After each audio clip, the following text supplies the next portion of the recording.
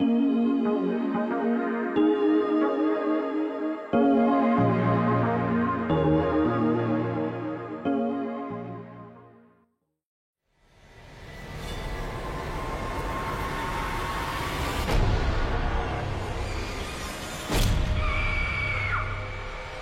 war schon.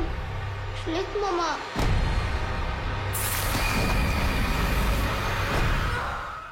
Bonjour, bienvenue sur MAG. Aujourd'hui, on est au Festival de Gérardmer et on est très content d'être avec Eskil Vogt, réalisateur de The Innocent. Ça va, Eskil? Ça va bien, merci. Alors aujourd'hui, on va parler de The Innocent, qu'on a vu nous alors à Strasbourg au Festival européen du film fantastique.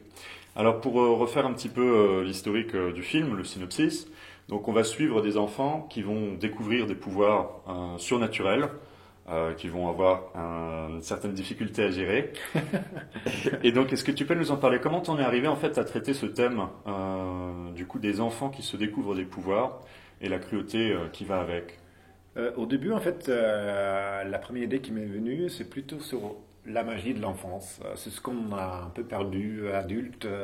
Je me suis dit que ça aurait été intéressant dans un film, quand il y a un certain enfant qui joue ensemble, un truc magique, inexplicable se produit. Et puis ils rentrent chez eux, dans leur maison respective, et la magie n'est plus là. On se pose la question, bien sûr, est-ce que c'est leur imagination, ou c'est pour de vrai Et je me suis dit, bon, ça aurait été intéressant de faire un film où c'est pour de vrai. Et donc c'est pour ça que le surnaturel a commencé par ça, en fait, par la magie de l'enfance.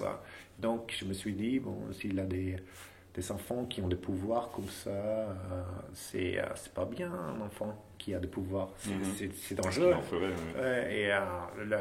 L'exemple banal, c'est on donne un pistolet, un revolver à un enfant, ça va mal se passer, et c'est pas la faute de l'enfant non plus. Donc ça a commencé par ce genre de réflexion autour de ça, de penser à mon enfance à moi et à parler autour de moi. Il paraît que presque tout le monde a des petites histoires de transgression, de cruauté envers les animaux, envers les autres enfants. Et je me suis posé la question, pourquoi on fait ça? C'est vrai que moi ça m'a fait penser à quelque chose de quand j'étais jeune, ça touche un peu tout type de public. Quand j'étais petit, en fait, à un moment, j'ai collectionné les têtes de guêpes que j'ai gardées dans une salière pour une raison que j'ignore. Jusqu'au moment où en fait j'ai réalisé la barbarie, en fait l'horreur de ce que je faisais, ce qu'on voit aussi dans ton film. Donc quand tu renverses finalement ce mythe de la candeur, de l'enfance qu'on imagine toujours un peu doré, idyllique, il y a une scène justement le premier meurtre que va exécuter l'un des enfants. Sur le thème du jeu, quand ils vont jeter un chat en fait du haut d'un immeuble. Cette scène, comment ça s'est passé, comment elle t'est venue à l'esprit et comment les enfants ont pu la jouer la première fois, parce que c'est quand même assez dur aussi. Oui, en fait, mais les enfants comprenaient parfaitement le travail d'acteur, en fait. Ils savaient que c'était une fiction et que les personnages c'était autre chose que eux-mêmes. Et bien sûr, quand on fait ça avec un chat, on ne le fait que 2 fois parce qu'il ne faut pas stresser le chat il tombe 50 cm sur un fond vert. Donc c'est assez évident que c'est pas dangereux. Mais comment je sais pas comment je pensais, je crois que il avait moi j'avais des souvenirs pas exactement comme ça, mais des choses. Je me souviens de la comment dire, de curiosité de l'enfant. Okay. Par exemple, l'idée de un chat, ça tombe toujours sur les pattes, ce qu'on dit en norvégien. Je sais pas si c'est le même C'est pareil en français, ouais. Et je me suis dit, bon, c'est normal qu'un enfant, à un moment dit, bon, on va voir. Ouais, Est-ce que c'est vrai? Et c'est une notion assez innocente. Je crois qu'au moment qu'ils le font, ils ne pensent pas aux conséquences. Et au moment d'après, c'est ce moment-là où on pense que qu'est-ce qu'on vient de faire. Et je trouvais ça intéressant, ce genre de transgression, de pourquoi on fait ça, pourquoi on fait la chose interdite. Je crois qu'on cherche, enfant, on cherche à trouver ses limites. Parce il faut aussi se libérer un peu de la morale de nos parents. Parce que c'est ça la morale au début, c'est un maman dit je ne peux pas faire ça, et un papa dire il faut toujours être poli, et à un moment il faut faire l'interdit, faut transgresser pour voir si toi, est-ce que c'est la bonne morale pour toi, est-ce que c'est vrai ce que dit maman. Donc tu fais un truc, tu vas trop loin, ou tu vas pas suffisamment loin, donc tu vas encore plus loin, et tu découvres tes limites à toi. Et je crois que c'est peut-être pour ça qu'on a tant d'histoires des enfants qui font des petits ou des gros transgressions comme ça. C'est le rythme finalement vers l'âge adulte, et puis c'est la construction qui va du coup durer des années durant. Et moi, il y a justement quelque chose qui m'a bien intéressé sur ce sujet, c'est que dans le film, on est vraiment du côté des enfants constamment. On a exclusivement la perspective des enfants. Le peu de fois où on voit les parents, ils sont très effacés finalement. Derrière. Est-ce que c'était quelque chose que tu voulais vraiment mettre en avant? Parce que même leur visage, les parents voient rarement leur visage. C'est même des plans généralement où on va plutôt voir les émotions des enfants eux-mêmes qui ont l'air d'être dans un monde parfaitement hermétique. Comment tu as travaillé sur cet aspect-là dans ton film, sur cette espèce d'herméticité? Oui, en fait, c'était très important c'était vraiment un parti pris de toujours prendre la partie des enfants, la perspective des enfants, d'être avec les enfants. Donc forcément, les adultes sont un peu au fond du cadre. Mais je voulais pas non plus que ce soit d'une manière systématique et que quand je vois jamais le visage des parents, je voulais pas que ce soit... Il faut que ce soit subtil quand même.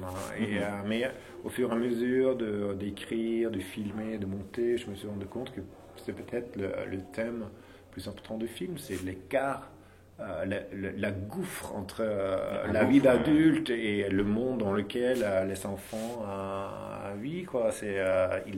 Il a très peu de manières de communiquer. En fait, quasiment aucune. Il y a un écart qui se crée où en fait les enfants, quand ils vont assister au premier meurtre commis cette fois-ci contre des humains, ils vont être dans une incapacité totale d'avoir un renfort des parents ou qui puissent les aider. Mais même si les parents s'intéressent à eux, posent des questions, ils savent que on ne peut pas dire la vérité parce que ils vont pas nous croire ou on n'a pas les mots pour exprimer parce que c'est trop compliqué pour un enfant de trouver les mots pour d'extérioriser. Donc, et moi je trouve que c'est assez vrai. Bon, je pense que j'ai une relation assez proche à mes enfants, mais je sais qu'ils vivent des choses qu'ils ne peut pas exprimer. Et chaque jour, à l'école ou à la crèche, quand il était plus jeune, il vit des émotions hyper fortes, il a des choses, des drames énormes. Et puis, en rentrant, il pense déjà à autre chose. Ou ils ne savent pas comment lui communiquer, donc on a juste des petits fragments comme ça, mais il a toute une vie qu'il vit que j'ignore. Non, c'est vrai que cet aspect-là, on le ressent parfaitement en fait dans le film. Et je me suis aussi interrogé sur le fait que donc Ida, la jeune fille, l'une des premières scènes, est aussi assez sadique et en même temps parfaitement enfantine. Sa sœur, qui est atteinte d'une forme d'autisme, donc ne réagit pas forcément à la douleur. Ou en tout cas elle ne peut pas l'extérioriser, comme tu le disais. Sa sœur la pince alors qu'ils s'apprêtent à emménager, donc ils sont en voiture, et elle s'arrête pas, elle la pince vraiment très fort, donc sur cette espèce de douleur qui est là. Et en fait dans ton dernier film, Blind, tu es aussi sur une question du handicap, qu'on revoit aussi ici, puisque c'était un aveugle dans Blind, que tu mettais en avant. Et donc là on a du coup la question de l'autisme, mais on a aussi des enfants qui sont tous un peu différents. Il y a aussi une jeune fille qui a des taches de couleur sur le visage. Et donc il y a un peu une exclusion des uns des autres, et ils vont quand même faire cette espèce de bande originale et qui va conduire quand même à des atrocités. Est-ce que cette question du handicap, elle était importante pour toi dans le film?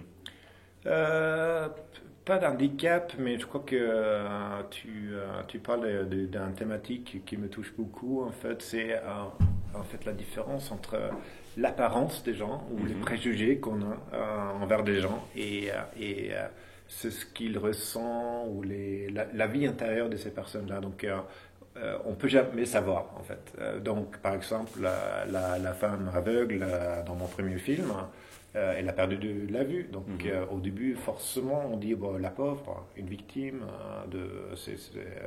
c'est triste.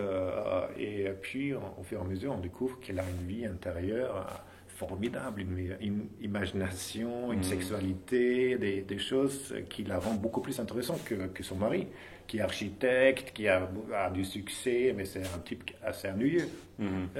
Et ça, j'aime bien. Et aussi ces personnages, ces enfants qu'on voit, je les choisis aussi parce qu'ils sont un côté outsider, mais aussi un sorte de mystère. Il ne va pas vers nous. C'est nous qui s'approchent d'eux. Et ils sont un peu fermés quand même. Hein. Et je me suis dit que j'aime bien que des personnages s'ouvrent à nous, pas qu'ils changent. Comme surtout c'est dans les films américains, il faut que des personnages changent pendant le film, changent beaucoup, pour que ça fasse. Ouais, et je trouve que c'est à moitié un mensonge, je trouve, ce genre de changement de personnage qu'on voit dans tous les films. Mais j'aime bien qu'on ouvre un personnage, qu'on découvre qu'il a des choses à l'intérieur qu'on ne s'entendait pas du tout, en fait. Comme la fille autiste aussi, elle a une vie intérieure très riche, des capacités, mais au début, on pense peut-être elle est handicapé mental, on ne sait pas. On ne sait pas, effectivement, il y a une ambiguïté, puis on découvre que finalement, elle a une vie à part, et que c'est même d'ailleurs la plus forte et la plus puissante mentalement. Oui, on peut penser ça, oui, c'est possible. Il y a en tout cas cet aspect-là quand ils sont ensemble. Alors il y a aussi quelque chose qui m'a un peu marqué, donc il y a une tension qui est extrême. Moi, je reconnais que j'étais cramponné au fauteuil pendant toute la séance, la petite sueur froide qui se dégageait. Parce qu'en fait, à chaque plan, on a l'impression que la mort peut surgir, d'une certaine manière, ou en tout cas un drame, avec cet enfant qui perd complètement les pédales et les moyens, en fait, quand il découvre des choses absolument folles qu'il peut faire. D'un coup, il déplace des tout petits objets, de petits cailloux, puis d'un coup, il peut briser des arbres. Et là, l'imagination, qui est vraiment le nerf de la guerre dans le fantastique, s'active directement et on s'imagine toutes les horreurs qu'il peut faire. Et il y a une scène où, justement, les enfants jouent au football. Et donc, suite à des rivalités, le petit les observe d'un regard puissant, bien noir, jusqu'au drame qui surgit et où il blesse l'un d'eux, il lui brise la jambe. Cette scène, moi, ça m'a rappelé, dans la tension qu'il y a tout au long de ton film, ça m'a rappelé le film It Follows. Je ne sais pas si tu l'as vu. Oui, il a été source aussi d'inspiration par les plans, en fait, qu'il y a. Est-ce que ce film t'a marqué aussi, ou est-ce que d'autres films t'ont marqué dans ton travail ?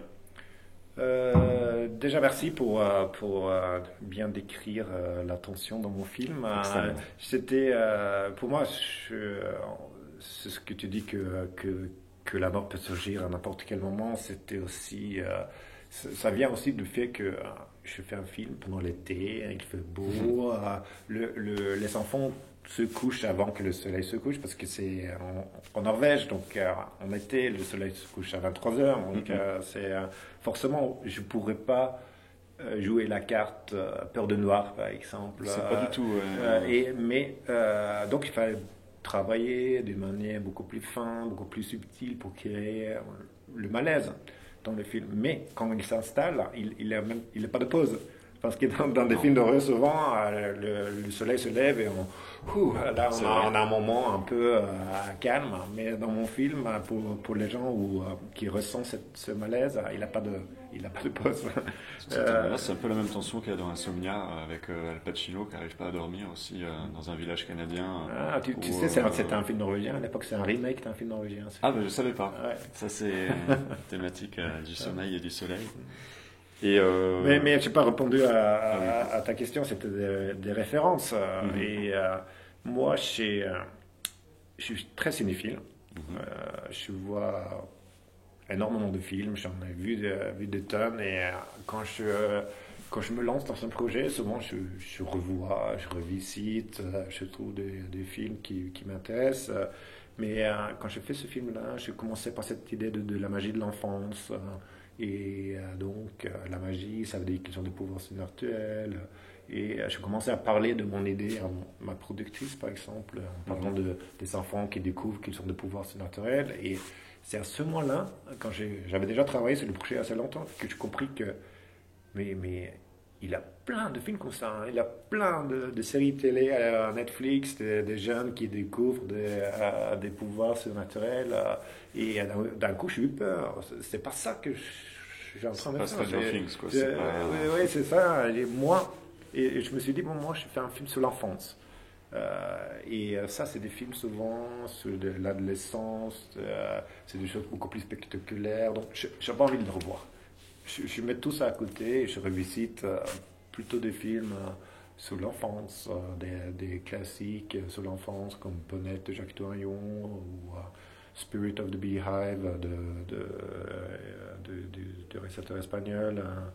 Ce genre de choses pour m'appeler à quel point c'est fort quand on a un enfant qui joue bien, qui capte à l'écran, ça me donnait l'envie, ça me donnait de l'énergie et tous ces films, un peu de gens que j'en avais déjà vu à un moment, je ne l'ai pas revisité. Et souvent les films sur l'enfance ou sur des enfants qui ont déjà été faits, c'est des films où l'enfant c'est l'autre. On est avec l'adulte et on regarde des enfants qui font peur. Et ça, c'était pas du tout ça, en fait. C'est pas l'enfant, on dit quoi, maléfique, l'enfant méchant. C'est pas ça mon film. Je suis avec les enfants dans leur monde. Ils ont tous le bien et le mal à l'intérieur d'eux. Donc c'est pas la force maléfique incarnée par l'enfant. C'est pas manichéen du tout. Ouais. Au contraire, il y a beaucoup d'humanité. Merci. Eh ben, merci du coup pour cet entretien. Donc, on a adoré The Innocent. On vous recommande vraiment d'aller le voir en salle, puisque là, il sort ce mois-ci. Ça y est, il est libéré. Le 9 février, c'est ça? Le 9 février, c'est ça. Eh ben, merci beaucoup, Eskil. Merci à vous. Et à bientôt sur MAG.